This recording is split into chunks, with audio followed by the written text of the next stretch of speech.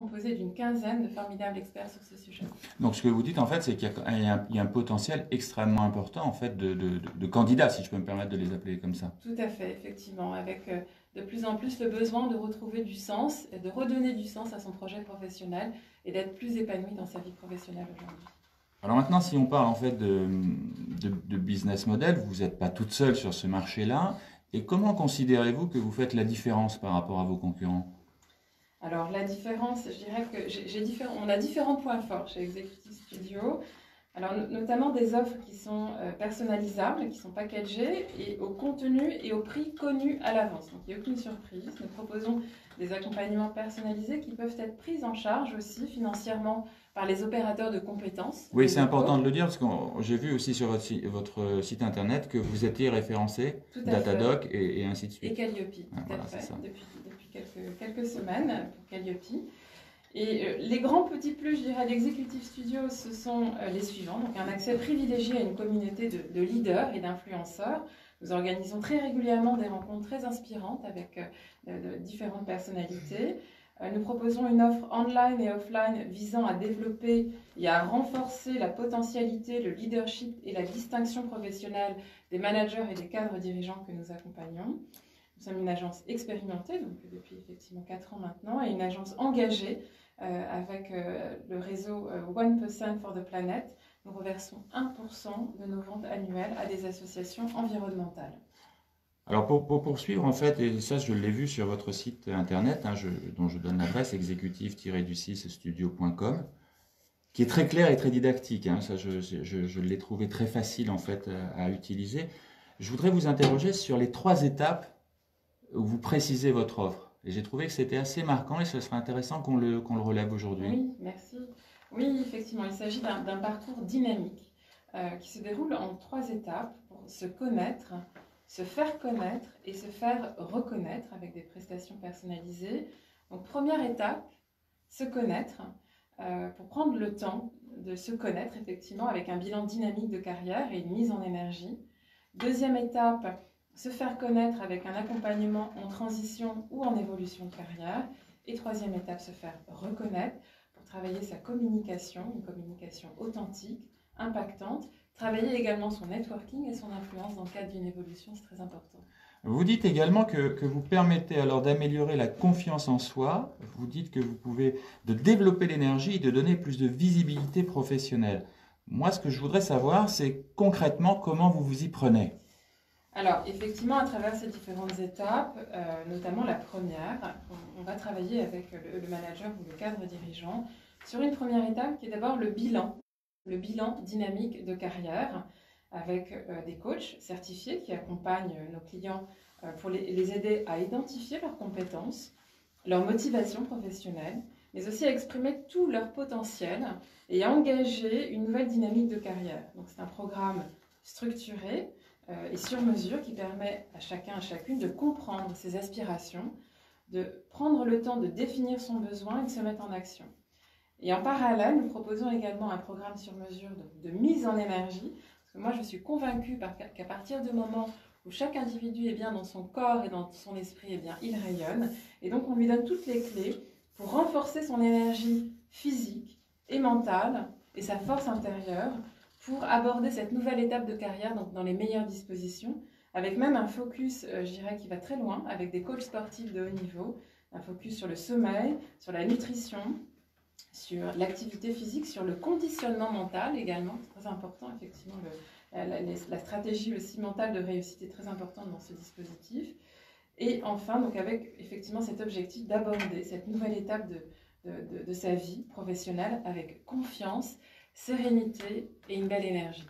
Alors, vous mettez en avant en fait votre formule on placement.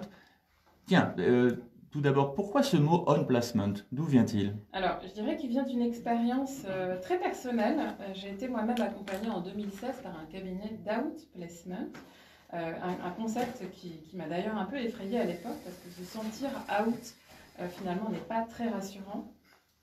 Aujourd'hui, je suis convaincue de la nécessité d'adopter une autre approche pour introduire une dimension de mise en énergie, se remettre en mode on et pas out dans cette période d'introspection dans laquelle les managers, les dirigeants en transition ou évolution sentent souvent fragilisées.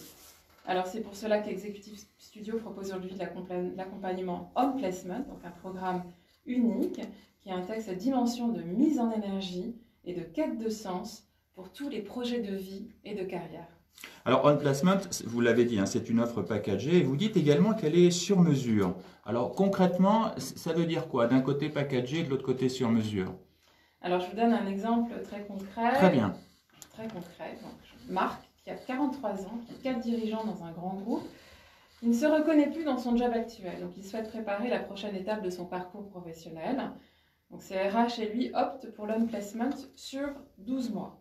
Donc, avec un agent de carrière dédié, fort d'expérience probante à des postes de direction et professionnels reconnus en stratégie de carrière. Marc aura le droit également à 12 séances de coaching avec un ou plusieurs experts au choix. Donc, networking, communication orale, communication digitale, techniques de recherche active également. Plusieurs simulations d'entretien aussi avec des chasseurs de tête et des recruteurs partenaires Executive Studio.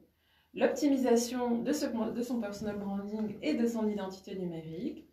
La participation également à nos 10 ateliers de formation sur mesure. La réalisation de son portrait professionnel et son pitch Executive Studio. Et bien entendu des invitations à nos événements, soirées, séminaires, forums de dirigeants et un accès à nos locaux tous les jours et une programmation santé et bien-être avec la possibilité de se remettre justement en énergie et en action avec des cours de cardio, de yoga, de pilates, de méditation pour travailler effectivement son énergie intérieure et renforcer sa force. Et un accès bien entendu à notre base de contact Executive Studio et des mises en relation personnalisées pour activer ses recherches. Alors voilà, je pense que là, nos auditeurs ont bien compris et ont bien compris ce que vous appelez le rayonnement 360, puisqu'on voit bien qu'il y a différentes activités et pour reprendre une formule, on boucle bien la boucle avec l'ensemble de ces activités. Alors quand nous avons préparé cette émission, vous m'avez dit que vous appreniez aussi à vos clients à avoir de l'audace, à oser, à vivre ses rêves. Je dois vous dire que j'ai bien aimé cette notion. Mais alors c'est quoi votre recette pour y arriver? Alors, ma recette, moi je partirais d'un constat sur cette crise que nous vivons aujourd'hui, avec des impacts que nous voyons et que nous traversons, qui s'amplifient de jour en jour sur le marché de l'emploi. Donc dans ce contexte assez imprévisible, nous devrons faire preuve, encore plus que jamais, je dirais, d'adaptabilité, de résilience et surtout d'audace et de beaucoup d'énergie pour nous réinventer. Alors pourtant, cette période si particulière peut aussi être vue pour chacune d'entre nous, comme une opportunité, même comme une renaissance.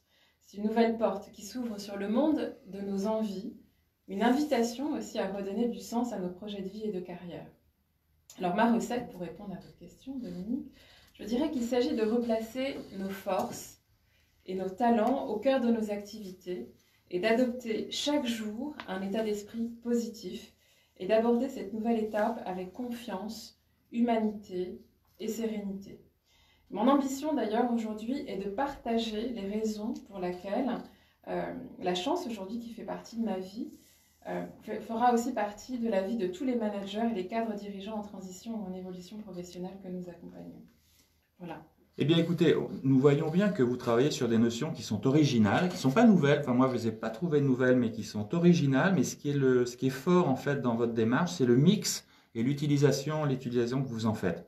Alors avant de passer la parole à Philippe Gabillier et Stéphanie Haas, si nos auditeurs souhaitent avoir plus d'informations, ils peuvent vous retrouver sur les réseaux sociaux. J'ai donné l'adresse, mais on va la rappeler une dernière fois, Rezlen Zaher. Effectivement, www.executive-studio.com.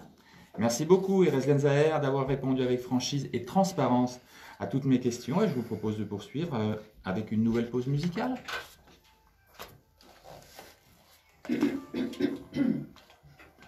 Bon, oui.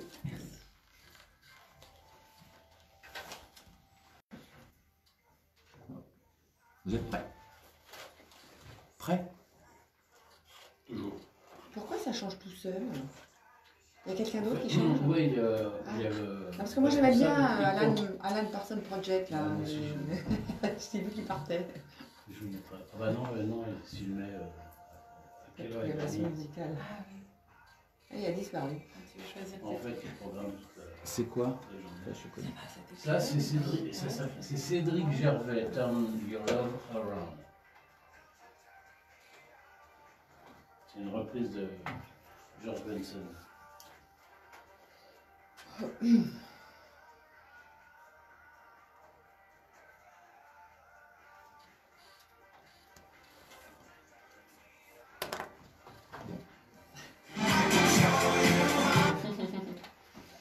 plus danser, on ne peut plus faire soirée, on ne peut plus rien faire. Hein. Bon, on est bien dans le timing, hein, Philippe, vous serez... Très bien, pas de problème.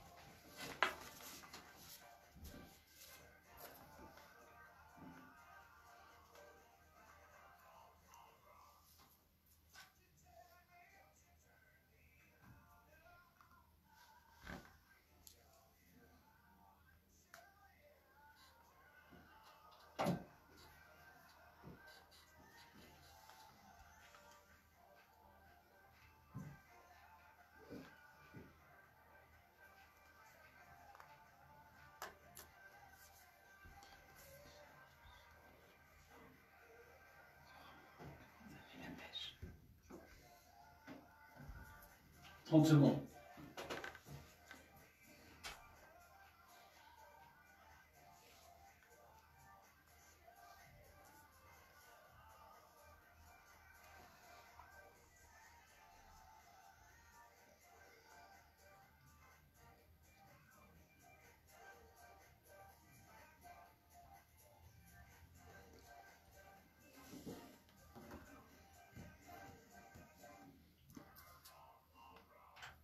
Nous sommes de retour au bar de l'économie où aujourd'hui, eh bien, nous sommes en compagnie de Resden Zahir, qui est directrice générale d'Executive Studio, agence de conseil en rayonnement 360 et également membre du MODEF, du COMEX MEDEF, excusez-moi, 40.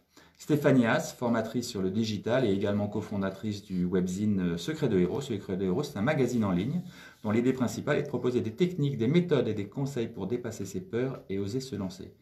Et Philippe Gabillier, qui est professeur associé de psychologie sociale à ESCP Business School, également auteur et conférencier sur les thématiques telles que l'optimisme, la chance, l'audace, la confiance et les changements de vie. Alors Philippe Gabillier, nous allons poursuivre les interviews avec vous. Nous allons parler de votre collaboration au sein d'Executive Studio, mais avant cela, et nous aimons bien cela en fait au bar de l'économie, c'est que vous nous racontiez un petit peu votre histoire et ce qui vous amène aujourd'hui à écrire des livres, à enseigner, à faire des conférences et bien d'autres choses encore.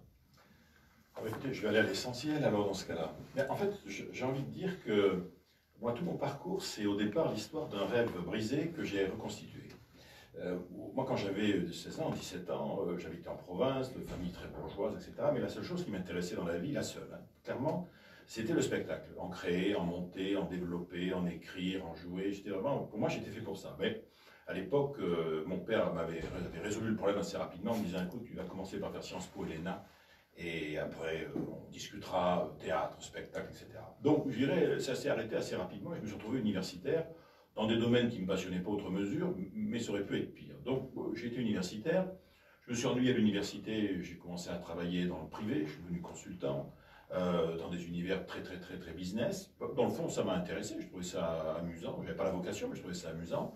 Je suis passé dans le secteur public, j'avais une trentaine d'années, j'ai été recruté à la Caisse des dépôts pour m'occuper là aussi d'un certain nombre de projets de développement, tout commerciaux d'ailleurs, c'était assez drôle parce que ce n'était pas du tout ma nature au départ.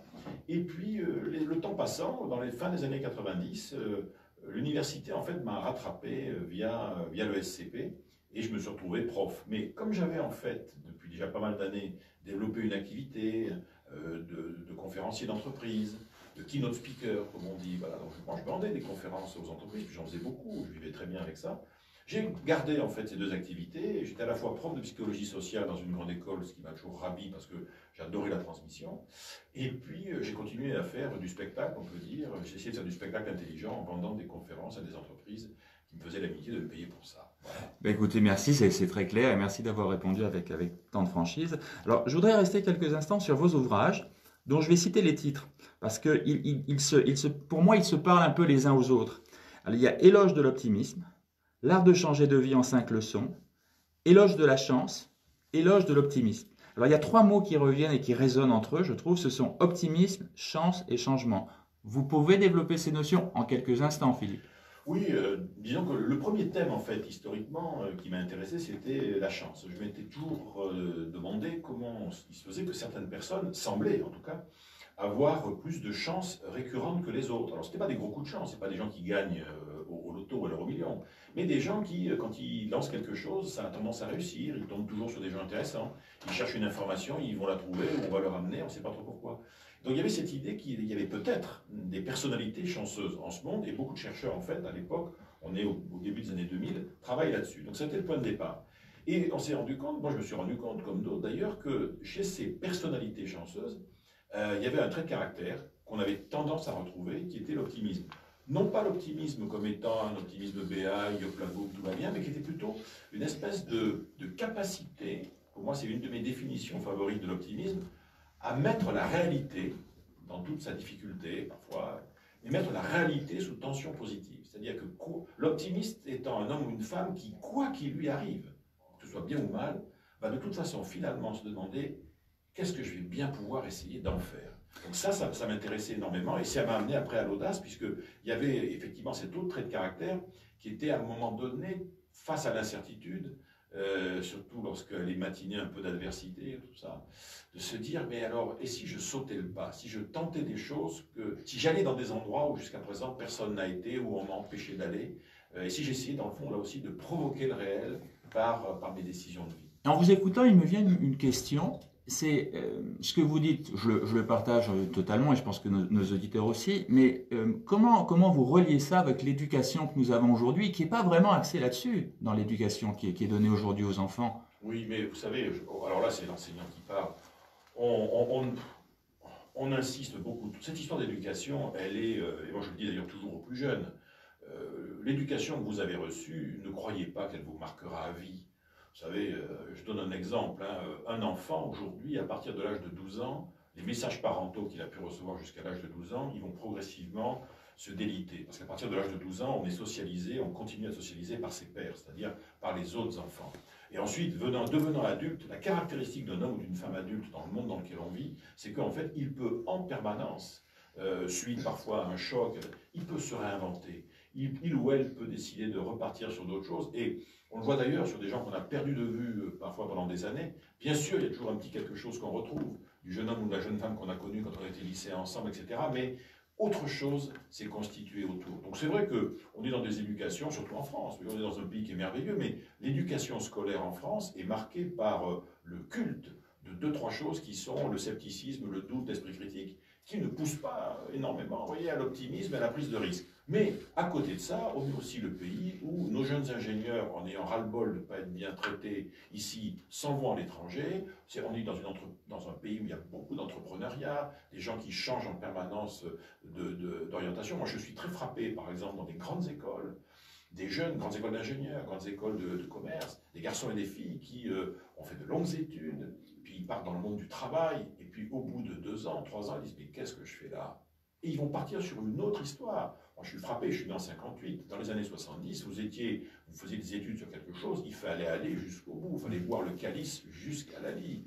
Mais non, pas du tout. Moi, je sais que je dis souvent, autrefois, moi, je suis d'une génération où on nous faisait croire qu'on avait le droit à l'erreur, mais les jeunes aujourd'hui, ils se sont donné le devoir d'essayer. Je trouve que c'est beaucoup plus sympathique et beaucoup plus positif. Belle formule, Philippe Kabylie, bravo. Alors, en préparant l'émission, j'ai vu que votre credo, je vous cite, hein, parce que c'est vous qui le dites, ce n'est pas moi. Ce qui est important, c'est pas de changer de vie, c'est de changer dans sa vie. Concrètement, vous pouvez traduire ça comment? Changer de vie, de toute façon, c'est juste pas possible, hein, parce que voilà, on en a une, hein, elle a démarré, on est dedans, un jour elle terminera. Si vous vivez 90 ans, vous avez vécu 33 000 jours dans votre vie, donc c'est pas mal, mais enfin voilà, il y a un début, un milieu, une fin, donc on ne change pas de vie. En revanche, on peut changer de lieu, on peut changer d'activité, de rythme, de relation, des gens autour, on peut même changer de perspective, on peut changer de rêve, on peut changer plein de choses, et on va changer une petite chose, et si ça se trouve, peut-être, ce petit mouvement aboutira à une reconfiguration, c'est-à-dire à une autre histoire qui se...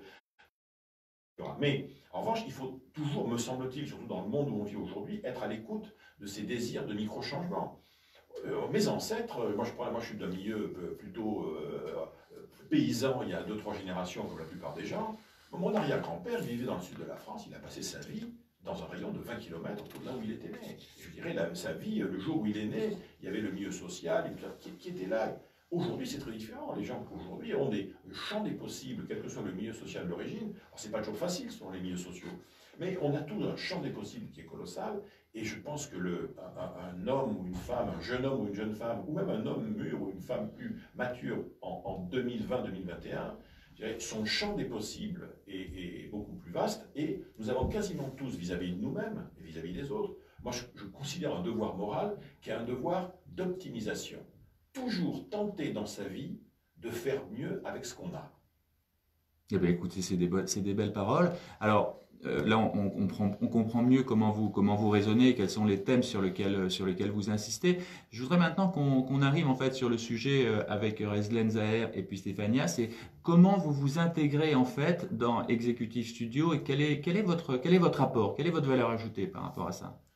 Alors, on a une histoire personnelle, effectivement, avec Rezlène, c'est que Rezlène a été mon étudiante. Voilà, donc, voilà l'histoire. Il y a quelques années, hein, voilà, 2012, voilà, Rezlène a fait un executive MBA à l'ESCP et j'ai eu la chance et le plaisir de la voir comme étudiante à ce moment-là. Et moi, je m'étais toujours intéressé aussi à son projet parce que elle travaille au sein d'Executive Studio. Le concept même d'Executive Studio, c'est tout ce qui me passionne, puisque on va proposer aux gens, on ne va pas les pousser, mais on va les proposer à aller au bout d'eux-mêmes en leur démontrant que s'ils optimisent l'homme ou la femme qu'ils sont, la façon dont ils s'habillent, la façon dont ils parlent, la façon dont ils se traitent eux-mêmes dans la vie, ils vont se transformer en une centrale d'énergie qui leur permettra d'aller vers des projets qu'ils pensaient peut-être même à une époque de même pas être capables d'aborder. Donc moi, je me suis toujours senti très proche de ça.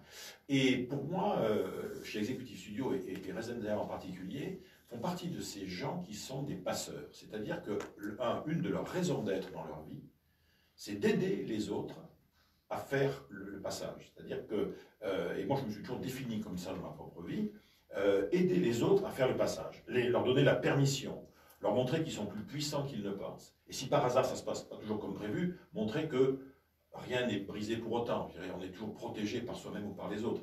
Et moi, il y avait ce que j'aime beaucoup moi, dans le concept Executive Studio autour du rayonnement, c'est cette notion vraiment d'optimisation et du droit à se penser et à se rêver une vie professionnelle, et d'ailleurs parfois personnelle, d'une autre nature, en optimisant tout ce qu'on est. Ça, c'est quelque chose qui... Il y a très peu de... Je connais beaucoup, moi, de structures qui travaillent sur le développement personnel, travaillent sur soi, mais il y a dans le concept d'Executive Studio ce que j'appellerais, en tant qu'homme de spectacle, une petite musique très particulière et qui est incarnée par Rezlène, effectivement.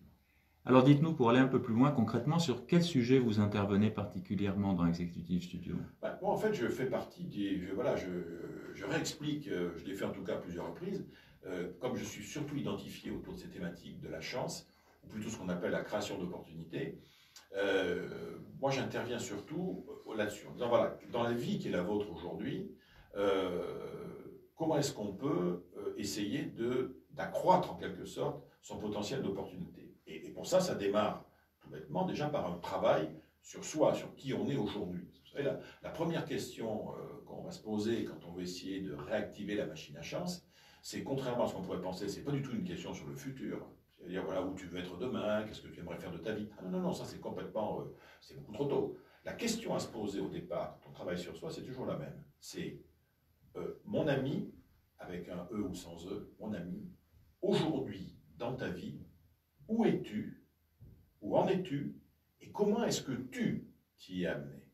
C'est-à-dire que le premier point de travail sur soi, c'est ce que j'appelle, c'est même pas la responsabilité, c'est l'imputabilité. Tant qu'on n'est pas conscient que, où qu'on soit dans sa vie, même s'il y a eu des gens qui nous ont poussés, mais fondamentalement, nous sommes tous le produit des décisions. C'est toutes les décisions qu'on a prises et toutes les habitudes qu'on a qui nous ont amenés là où on est aujourd'hui. Et si je veux créer un univers d'opportunités, je vais devoir m'interroger là-dessus. Moi, je dis souvent, qu'est-ce que vous pensez de celui ou de celle que vous êtes en train de devenir? Voilà. Et à partir de maintenant, voyons comment est-ce qu'on pourrait créer dans cet univers qui est plein d'habitudes dans le fond, qui est plein de choses récurrentes, on va essayer de créer des conditions, peut-être faut que vous soyez attentif à d'autres choses, il faut que vous rentriez en relation avec d'autres personnes différemment. On va essayer de développer votre machine à avoir de la chance, et le grand secret, si j'ose dire, dans un monde qui est très égoïste, à mon avis, et qui manque parfois de bienveillance, Et ça, je l'ai identifié il y a déjà des années dans les premiers bouquins que j'avais faits, c'est avec que je l'ai expérimenté que cette fois, c'est qu'il y a un secret, mais alors qu'il y a un secret incroyable pour avoir plus de chance dans la vie, c'est décider une bonne fois pour toutes de devenir une chance pour les autres. C'est-à-dire de dire, voilà, je vais être au quotidien un producteur ou une productrice d'inattendus positifs pour les autres. Grâce à moi, les gens vont rencontrer des gens qu'ils n'auraient jamais rencontrés. Je tombe sur une info qui, moi, ne m'intéresse pas, mais je connais moins 2 personnes qui l'intéresseraient, je leur envoie. Être quelqu'un qui va être une micro-chance pour les autres, et ça va créer des espèces comme ça de boucles vertueuses. Certaines reviendront, d'autres ne reviendront pas, mais c'est comme, vous voyez, quand on va à la pêche et on pose des lignes partout, on a intérêt, à mon avis, à toujours poser des lignes de réciprocité de chance. Plus je suis une chance pour autrui, même sur des petites choses, plus j'accrois à la probabilité qu'un jour, peut-être, quelque chose me revienne. Ou pas, mais ça ne sera pas grave.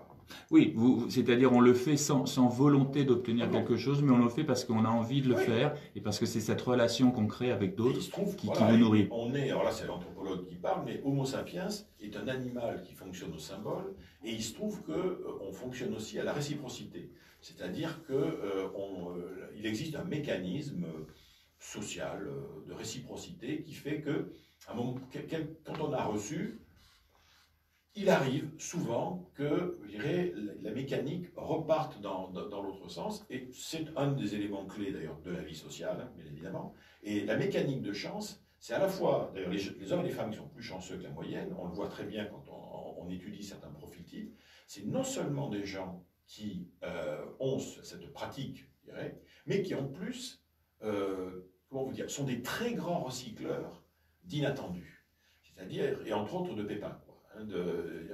Les grands chanceux, ils ont eu des tas de coups de malchance. Mais ils en ont fait quelque chose, ils ont rebondi.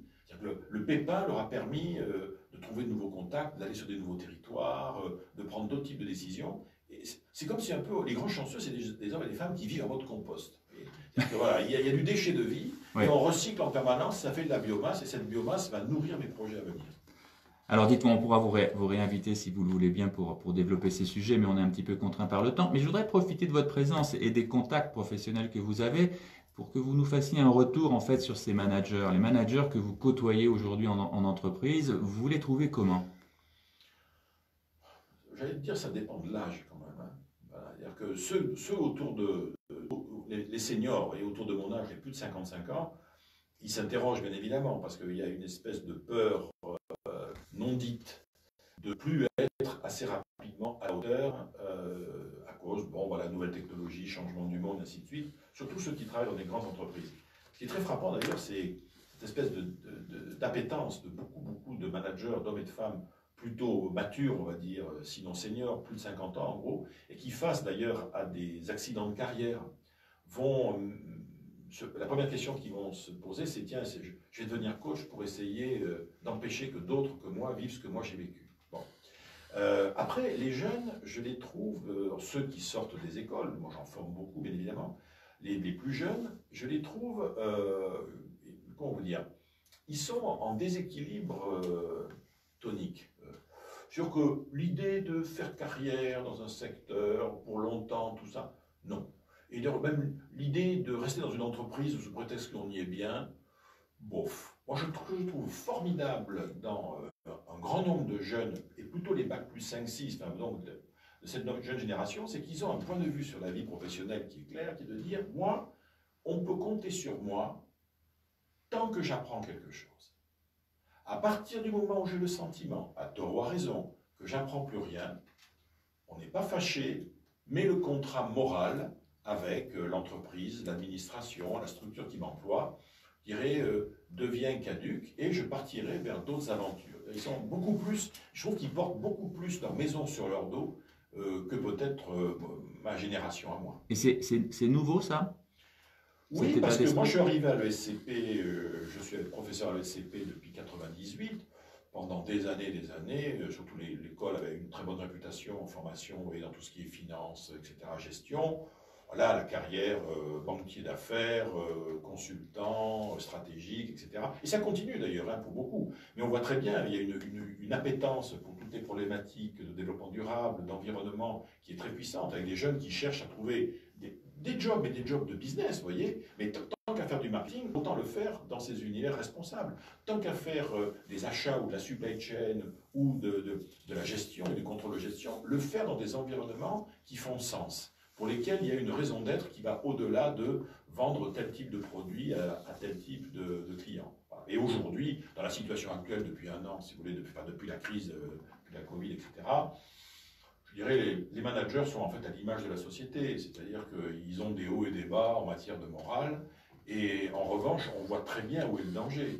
Le danger chez les hommes et les femmes qui eux-mêmes, de par leur métier, ont charge d'état d'âme, parce qu'ils ont des collaborateurs, c'est un peu le doute, mais c'est surtout ce contre quoi il faut, à mon avis, se bagarrer au plus haut niveau. Il faut absolument éviter que ne s'installe un sentiment d'impuissance. C'est-à-dire que tout d'un coup, un collectif de gens qui ont, eux, vocation à donner aux autres l'envie de faire, eux-mêmes commencent à se dire « mais à quoi bon ?» Et vous insistez en fait sur ce point. La question qui m'amène, c'est quel type de conseils vous leur, ou quel type de réflexion Les conseils en fait sont toujours à peu près de trois natures.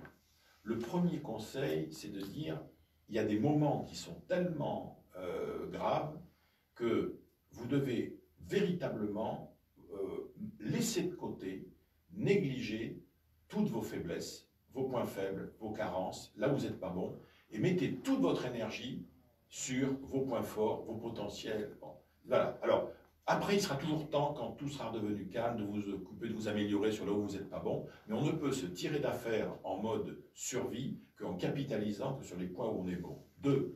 Arrêtez de ruminer sur les points qui vous échappent totalement. Vous n'avez pas de marge de manœuvre. Vous n'avez pas de marge de manœuvre sur le gouvernement, sur le temps qu'il fait, sur la crise mondiale. À un moment donné, il faut arrêter et se dire, à l'endroit où je suis moi, localement, là, ici, dans le département, à Enghien-les-Bains, voilà, mes marges de manœuvre, elles sont où? Mes marges de manœuvre relationnelles, les points sur lesquels j'ai un peu d'influence, mes forces, mes zones d'influence, et surtout être dans une espèce de logique qui est de dire, on tente des coups, même si on n'est pas sûr que ça va marcher. La vraie vie, le monde est fait de gens qui mettent en œuvre des solutions qui, la plupart du temps, sont temporaires, partielles et imparfaites. Ça s'appelle la vraie vie. Mais au moins, on tente le coup, on fait des paris. Je pense qu'on est dans une culture qui est incertaine, un environnement, un écosystème d'incertitude. Il faut retrouver cette culture du pari. Et moi, je dis aux gens, voilà, c'est quoi aujourd'hui les paris que tu pourrais faire sur ton job, sur ta relation avec les autres, sur ta position sociale, te lancer dans une nouvelle formation, changer, ouais, être dans cette culture du pourquoi on n'essaierait pas. Il me semble que c'est essentiel dans un univers qui a plutôt tendance à nous maintenir un peu sous cloche. Et moi, j'ai toujours dit que le confinement, le vrai confinement, c'est pas celui qu'on a vécu. Hein. Le confinement, c'est le confinement intérieur.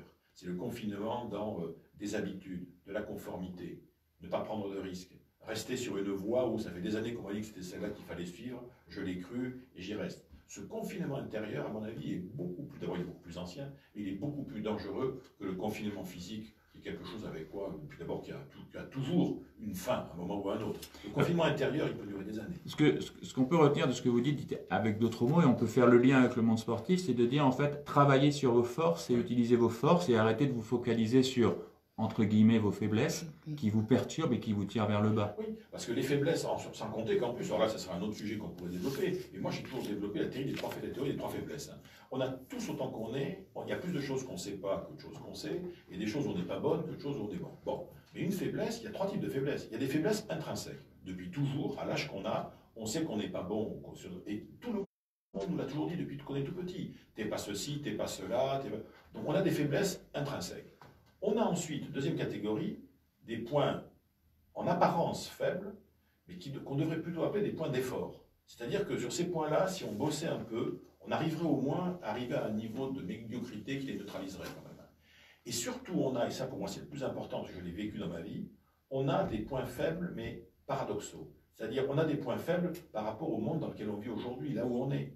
Et moi je dis toujours, attention, hein, un point faible, pour vous, c'est peut-être un point fort qui n'a pas encore trouvé son histoire. C'est-à-dire que demain, dans un autre environnement, avec d'autres gens autour et d'autres demandes, ce qu'on vous reproche aujourd'hui, ça deviendra un facteur clé de succès. Et c'est comme ça que vous redonnez confiance aux gens. J'utilise volontairement ce terme de confiance parce qu'il est fondamental. En tout cas, que j'essaye de le faire. Parce que l'idée, on ne peut redonner confiance à quelqu'un que si à un moment donné, ce qu'on lui dit rentre en résonance avec quelque chose qui était déjà là. C'est-à-dire que généralement, la confiance revient d'autant plus que la personne me dit « Ah, mais c'est exact, ah, mais dis donc ça, j'avais déjà pensé à ça, mais je pensais que c'était débile. » Je dis « Ben non, non, vous aviez eu bien raison d'y penser, mais c'est pas débile du tout. » Non, mais il faut, voilà, essayer de trouver le moyen de recréer cet alignement entre ce que la personne qu'on va accompagner a déjà, le chemin qu'elle a déjà fait, et les mots qu'on va mettre dessus à un moment donné. Eh bien, écoutez, merci beaucoup Philippe Gabillier pour la fraîcheur de vos propos. Comme je l'ai dit, on aurait pu en parler beaucoup plus longuement, mais on est un peu contraint par le temps. Mais je vous assure que vous pourrez revenir, si vous le souhaitez bien sûr, pour approfondir tous ces sujets. Alors nous allons poursuivre maintenant avec notre troisième invité, Stéphanie Haas, pour parler digital et pour parler virtuel. Je provoque un peu en disant ce terme parce qu'effectivement il va être challengé. Et vous verrez que le digital, ce n'est pas que virtuel. La démarche de Stéphanie, c'est justement de passer du virtuel au réel. Mais tout de suite, je regarde Philippe, on va faire une pause musicale.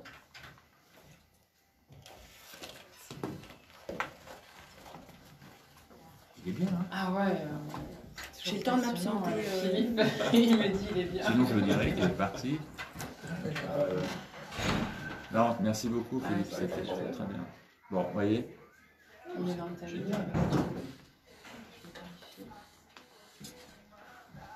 Vous restez, vous partez quand vous voulez. Hein. Écoutez, alors, je sais pas, il est à... C'est à 45 le taxi. Ah, je suis à Je 45. vais regarder, je vais vérifier. Mais je ne vais pas partir pendant que c'est au nerf, on va pas faire du bruit. Oui, c'est ça.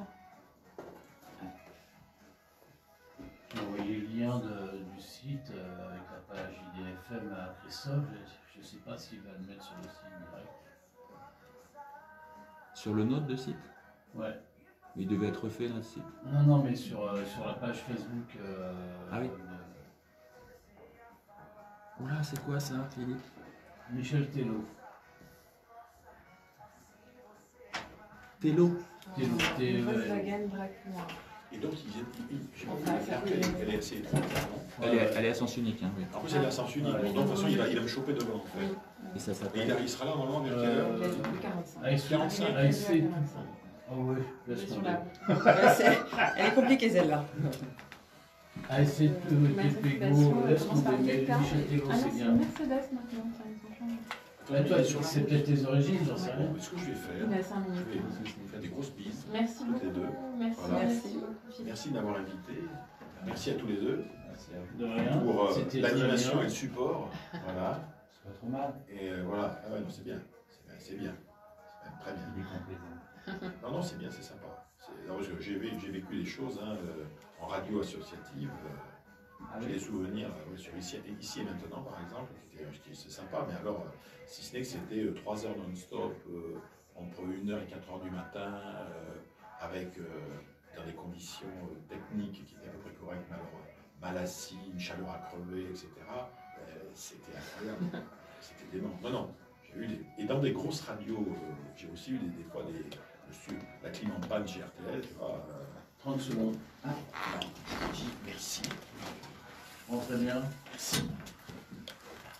Et à bientôt. Merci.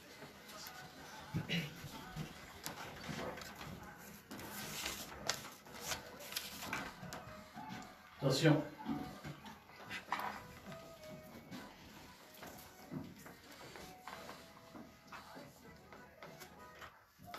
Et nous voilà de retour au bar de l'économie. Aujourd'hui, nous sommes en compagnie de Rezlen Zaher, directrice générale d'Executive Studio, agence de conseil en rayonnement 360 et également membre du COMEX MEDEF 40. Philippe Gabillier, professeur associé de psychologie sociale à ESCP Business School, qui est également auteur et conférencier sur les thématiques telles que l'optimisme, la chance, l'audace, la confiance et les changements de vie. Et Stéphanie Haas, formatrice sur le digital et également cofondatrice du webzine Secret de Héros. Secret de Héros, c'est un magazine en ligne dont l'idée principale est de proposer des techniques, des méthodes et des conseils pour dépasser ses peurs et oser se lancer. Alors Stéphanie Haas, nous allons poursuivre avec vous. Comme avec nos précédents invités, je souhaiterais que vous nous racontiez aussi de votre histoire, votre parcours. J'ai vu que sur LinkedIn, il était très très riche et très varié. Alors, racontez-nous un peu comment vous reliez toutes ces expériences et ce qu'elles vous ont apporté. Alors Dominique, je vais reprendre un peu la phrase que j'ai fait mienne. Il n'y a pas de hasard, il n'y a que des rendez-vous. Ça, c'est vrai que c'est une phrase qui m'a toujours suivie et j'avoue que depuis que j'ai lu en fait Éloge de la chance de Philippe Gabillier, que je recommande à tout le monde, j'ai compris. En fait, j'ai compris que c'est pas que j'avais de la chance, c'est que je l'avais provoquée.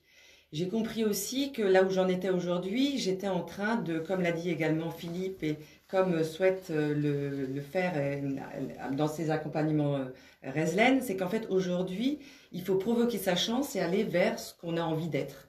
Donc en fait, j'ai un parcours un peu construit sur des défis et des rencontres, pour le faire très court. Je voulais être journaliste, je voulais faire de la radio, du coup j'ai fait du droit. Et puis quand j'ai fini le droit, j'ai rencontré un grand monsieur qui s'appelait Jean-Claude Decaux, qui m'a dit j'ai pas besoin de juriste, j'ai besoin de commercial. Donc je suis devenue commerciale. Et puis à un moment donné, j'ai fait un pas, je suis sautée dans le vide. C'est-à-dire que j'ai été travailler, je me rappelle de la tête de mon père quand je lui ai dit que je quittais le groupe Jean-Claude Decaux pour aller travailler sur un truc qui s'appelait Internet en 99, pour ceux qui s'en souviennent, dans une start-up avec laquelle je voudrais la citer parce que je pense que ceux qui ont vécu cette période s'en souviennent, qui s'appelait nomade.fr, c'était l'annuaire francophone du net. Et on a tout inventé, c'était la bulle Internet. C'était, je pense, avoir eu la chance de vivre une époque professionnelle, ça n'a pas duré longtemps la bulle, assez magique. Parce qu'on a tout inventé, on était, voilà, donc c'était absolument merveilleux. Nomade.fr est devenu ensuite Liberty Surf, ça vous parle peut-être, puis Tiscali, etc. Voilà. Et un jour, j'ai fait le grand saut également de faire un raid des Amazones, un raid multisport à l'autre bout du monde. Et quand je suis revenue, celui qui l'organisait m'avait dit, quand tu reviens, soit tu divorces, soit tu changes de vie. Bon, je ne suis pas divorcée, mais j'ai créé ma boîte dans le but d'accompagner, en fait, à l'époque, donc dans le but d'accompagner les entreprises et les industriels à mieux gérer, enfin, à s'approprier les outils réseaux sociaux pour en faire quelque chose, pour en faire du business. Parce que pour moi, les outils, ça reste des outils pour en faire du business.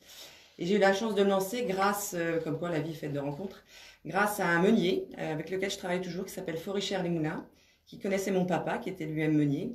Donc comme quoi la vie est bizarrement faite, c'est-à-dire qu'en gros, je suis fille de meunier et je travaille maintenant sur le digital, en particulier avec un de mes clients qui est lui-même meunier. Voilà. Et puis, parallèlement à ça, j'ai créé une association, donc ça c'est ce que vous avez vu sur mon profil. En 2013, quand j'ai fait mon raid des Amazones, j'ai créé une association qui s'appelle Les Drôles de Diane, à Chantilly, pour aider les femmes à se lancer des défis. J'en étais déjà là, en me disant, voilà, vous osez peut-être pas faire du triathlon dans les groupes de triathlon plutôt masculins, venez le faire avec nous. Voilà, donc les Drôles de Diane ont maintenant 8 ans, j'en suis plus présidente, c'est Anne Trépé qui a repris la présidence et qui continue d'animer cette association. Et puis, comme j'aime bien les défis, vous l'avez vu aussi, il y a 6 mois de ça, avec Nathalie Smadja, on avait déjà eu l'idée il y a quelques temps, comme moi j'aime bien être inspirée, Charles Pellepin aussi parlait sur la confiance de plus on admire, plus on a confiance. Moi, j'ai toujours eu la chance de rencontrer des gens que j'ai admirés, en particulier chez Drôles de Diane, avec des sportifs de haut niveau. Et donc, avec Nathalie, qui était dans le même état d'esprit que moi, on s'est dit qu'on allait créer un magazine en ligne en interviewant des personnalités inspirantes, qui nous inspirent, j'insiste sur le terme qui nous inspire, pour donner envie aux gens, à tout à chacun, de se lancer, de se dépasser. Le fameux webzine Secret de héros. Voilà, donc du coup, tout ça pour vous dire que la vie est vraiment faite de rencontres et c'est pas du hasard, on la provoque vraiment. Écoutez, merci pour cette transparence, en tout cas Stéphanias. Pour les auditeurs qui ne vous voient pas, moi je vous ai vu le dire et on sent beaucoup de passion et beaucoup de plaisir à avoir traversé toutes ces expériences. Ouais. Alors, on va poursuivre l'interview. Dites-moi, vous dites que vous conseillez aujourd'hui les entreprises sur leur stratégie digitale et vous voulez accroître en fait la visibilité des personnes. Mais on est vraiment dépourvu sur ce sujet-là aujourd'hui? Les gens, c'est un manque? Alors non, je dirais qu'aujourd'hui, tout le monde parle du fonctionnement de ces outils. Tout le monde parle de fait d'avoir un compte, etc. Mais on oublie un peu de prendre de la hauteur. Je vous donne un exemple. Souvent, on se perd un peu en route. Si je vous pose la question, Dominique, est-ce que vous avez un compte sur LinkedIn ou pas? Est-ce qu'il est animé? Est-ce que vous êtes bien sur la photo? Est-ce que vous savez quoi en faire? Alors, à certaines questions, je vais répondre très franchement oui. Et à d'autres, je vais peut-être un peu hésiter. À quelle question vous allez me répondre oui? Ah, c'est vous qui faites l'interview alors, Stéphanie. Très bien. Non, mais sur le fait effectivement d'avoir un site, d'avoir une adresse sur LinkedIn, d'essayer de l'animer de temps en temps, parce que je suis pas un grand animateur de mon réseau social, effectivement, les photos, enfin, je sais pertinemment, mais ça c'est mon avis personnel, que je suis pas au top sur ce sujet. Et en fait, moi je trouve que ces outils, c'est magique, c'est vraiment magique. Je dis qu'on développe des super pouvoirs avec ces outils, parce qu'on peut démultiplier de manière pérenne et exponentielle ces relations. Et en plus de ça, en étant à un seul et même endroit. La seule problématique, C'est qu'il faut savoir les utiliser, qu'ils s'adaptent à sa vie et non pas l'inverse. Voilà. Donc du coup, je dis aussi qu'il faut absolument s'affranchir de l'écran. Parce que 100% des internautes sont des vrais gens. Il faut aussi ne pas oublier les règles de savoir-vivre. Vous êtes d'accord avec moi sur le fait qu'on voit des choses sur les réseaux sociaux ou sur Internet en général. On oublie que les règles de savoir-vivre s'appliquent également sur les réseaux sociaux. C'est bien de le rappeler, effectivement. Ah, mais c'est crucial. Et ensuite, le dernier point, c'est tout simplement ne jamais oublier qu'il n'y a qu'une seule vie, et elle est bien réelle.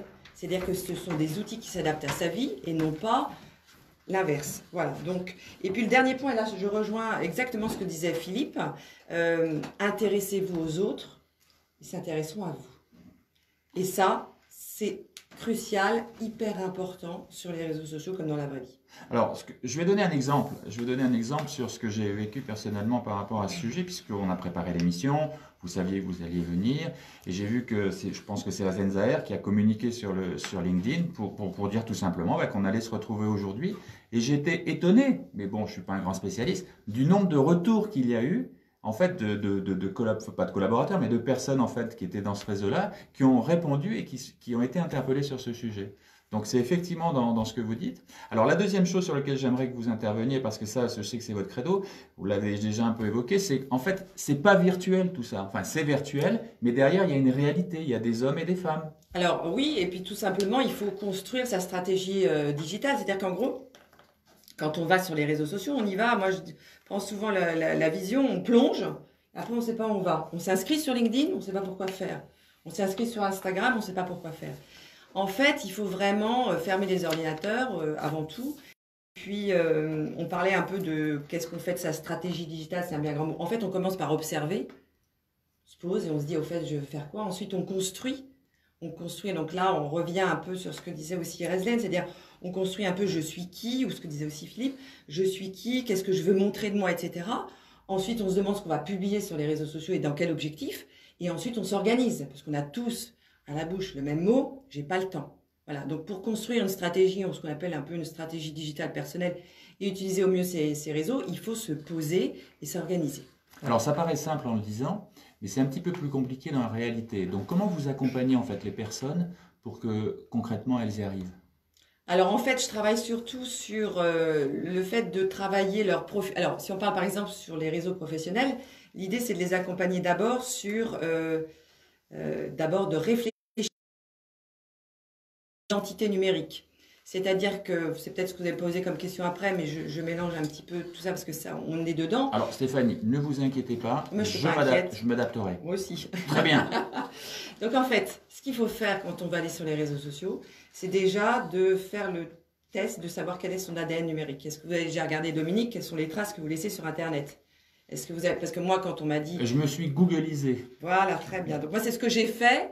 Quand Razan m'a dit qu'on venait ici, j'ai tout simplement tapé votre nom et prénom dans Google. Donc, l'identité numérique, c'est ce que vous laissez. Et vous avez, qu'est-ce que vous avez ressenti quand vous avez tapé mon nom? C'est quoi vos premières remarques? J'en profite. Hein. Il n'y a pas grand-chose. Hein. Si, on voit exactement ce que vous faites. Donc là, du coup, il y a une photo qui correspond et on voit ce que vous faites. Il manque pour moi votre histoire.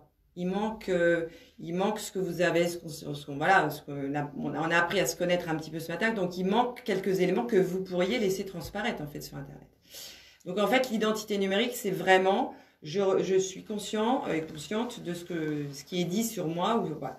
Et ensuite, le deuxième point qui est très important, et là, on rejoint aussi ce qu'on va faire aussi chez Executive Studio, et moi c'est un domaine qui me passionne, c'est le personal branding. C'est-à-dire qu'avant même d'aller sur les réseaux, et en particulier sur LinkedIn où vous devez rédiger votre info résumé, le personal branding c'est quoi?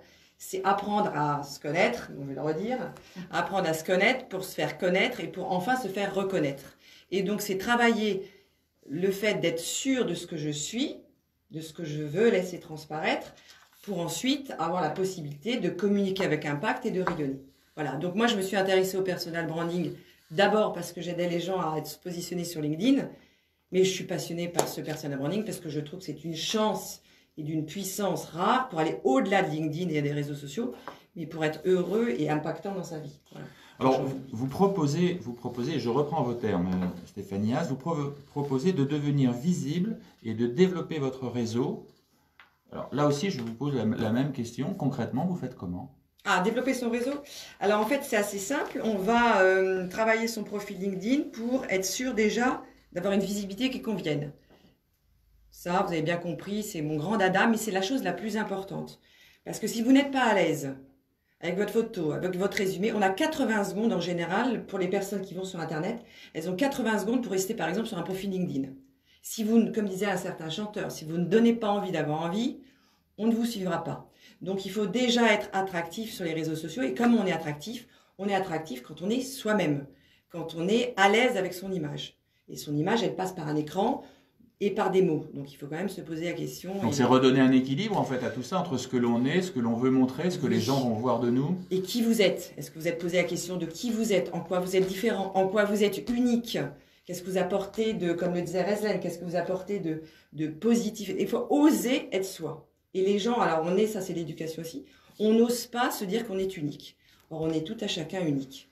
Donc ça c'est la première chose et pour moi la plus importante dans les coachings que je peux faire ou les formations, cette partie-là. Après c'est hyper simple.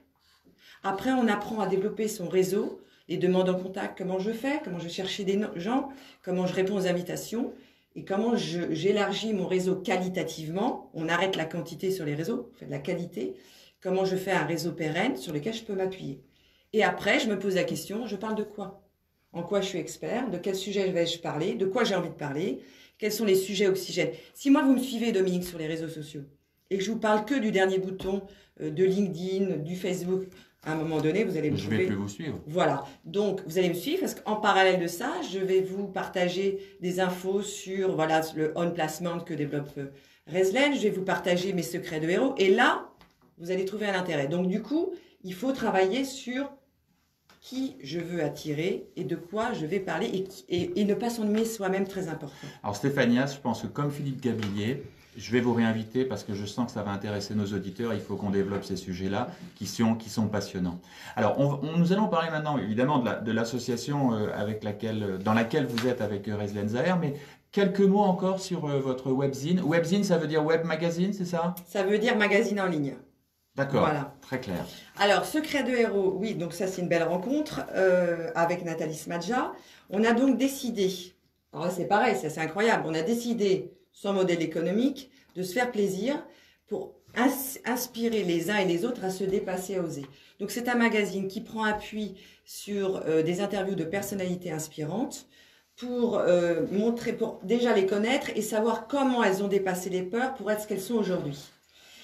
Et on leur demande à ces personnalités de traduire ça pour tout à chacun. Donc c'est très testimonial. Oui, mais c'est très pratico-pratique. Donc les premières personnalités, je les remercie parce que je voudrais vraiment remercier chaleureusement celles qui nous ont fait confiance au début, parce qu'on était pendant le confinement, elles ne nous connaissaient pas. Donc c'est Sarah Ouramoun, championne olympique en boxe. C'est Alban Michon qui est de l'explorateur français polaire. C'est Peggy Bouchet qui a traversé l'Atlantique à la rame. C'est mes coachs sportifs Laurent Hernu, ex-champion olympique et maintenant entraîneur de haut niveau, et puis Philippe Faure qui a traversé lui-même la Manche à nage, des chefs d'entreprise comme Ronan Chabot, enfin il y a une multitude de personnalités qu'on va interviewer, qui ont dépassé leur peur et puis qui donnent des conseils pratico-pratiques à la fin.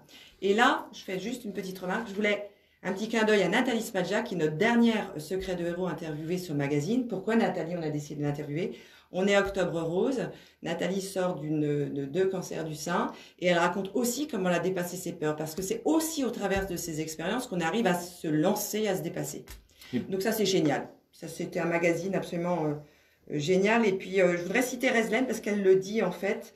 Elle dit « Cette chance, c'est moi qui l'ai provoquée. Tout ce que je vis aujourd'hui, c'est moi qui l'ai décidé, qui l'ai créé. » Et bien, nos secrets de héros, ils vous apprennent ça.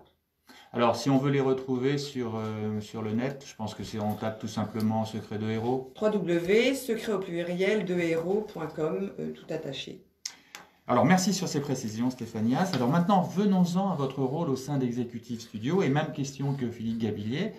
Quel est votre angle d'approche et qu'est-ce que vous apportez? Alors, en fait, au sein d'Executive Studio, je vais accompagner les dirigeants pour le déploiement de leur marque, enfin de leur image numérique, en accord avec leur marque personnelle, et la mettre en fait en musique sur les réseaux sociaux. Et puis, leur apprendre, leur permettre surtout de développer leur super pouvoir pour démultiplier leur réseau de manière pérenne. Un super pouvoir, dites-vous? Ah, mais les réseaux sociaux, ce sont des super pouvoirs à partir du moment. Où on sait les utiliser. Exactement. Bien sûr. Exactement. Donc voilà ça. Et puis, principalement, c'est c'est ça déjà va être pas mon mal. cœur de métier. Si vous faites tout ça et que vous le faites bien, Oui, oui. ce dont je ne doute pas, c'est déjà très bien. Alors, une dernière question pour notre interview. De façon très simple, quels sont les conseils simples et concrets que vous pouvez donner aux personnes qui veulent se montrer sur les réseaux sociaux et puis qui sont dans l'état dans lequel vous trouvez vos candidats ou vos clients? Quels sont les premiers conseils que vous pouvez leur donner? Vous n'aurez jamais une seconde chance de faire bonne impression. Donc ça veut dire qu'il faut commencer par soigner son profil. Pour moi, ça c'est la règle numéro 1. Le deuxième conseil hyper important, c'est les règles de savoir-vivre. Ne jamais oublier que derrière un écran, vous avez des humains qui lisent. Donc l'éducation, les règles de savoir-vivre, c'est hyper important. La troisième, c'est, alors j'aime bien cette phrase, savoir écouter, c'est posséder outre le sien le cerveau des autres. Léonard de Vinci, ça veut dire qu'il faut, avant d'écrire tout et n'importe quoi, essayer de savoir ce que les autres attendent de vous et quels sont les sujets d'expertise que vous avez envie de mettre en avant. Et puis la dernière chose la plus importante, ne pas oublier que la vraie vie n'est pas derrière un écran et que ces outils doivent s'adapter à votre vie et non l'inverse. Eh bien, écoutez, Stéphanie Haas, merci beaucoup pour ces citations. Elles sont d'un côté un peu philosophiques, mais aussi très concrètes. Et je pense que ça doit résonner chez nos auditeurs qui les écoutent. Alors, ce que nous allons faire maintenant, tout d'abord, je vais vous remercier pour ces précisions. Et ce que j'ai dit en introduction, vous l'avez démontré, c'est que ce n'est pas que virtuel, mais c'est concret. Et derrière ce virtuel, il y a bien des hommes et des femmes et des choses concrètes qui se réalisent. C'est bien évidemment, ça, hein? Ce n'est qu'un outil. D'accord.